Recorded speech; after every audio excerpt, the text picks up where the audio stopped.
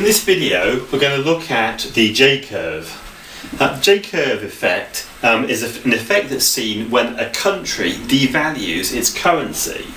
And if a country has a surplus of imports and it wants to increase its exports, obviously if it reduces the cost of its currency or the value of its currency, that will make exports cheaper and imports more expensive. So as a result, it will increase the volume of exports and improve the balance of payments on the current account.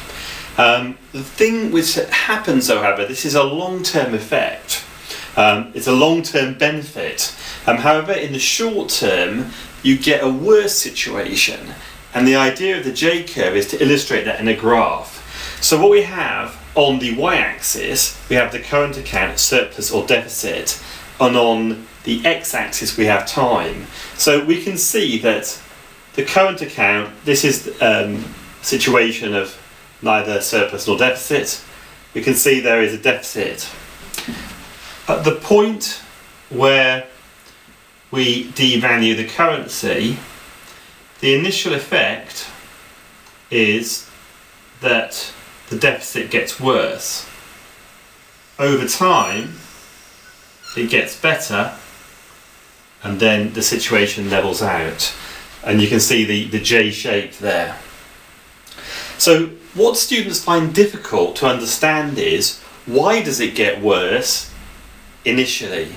And the reason for that is that it takes time for the benefits to be seen. In the initial phase, it actually costs us, for example, when purchasing oil or fulfilling contracts which have already been agreed, it costs us more for those goods because we have to give more pounds for them, and also we get less for those contracts that we've already have running to export goods. However, over time we see that the situation improves because new factories are able to start and contracts become more appealing to overseas companies, and that's why the current account deficit disappears and we can get to a point where there's a surplus. So at A, we initially see a dip, but at B we break through and can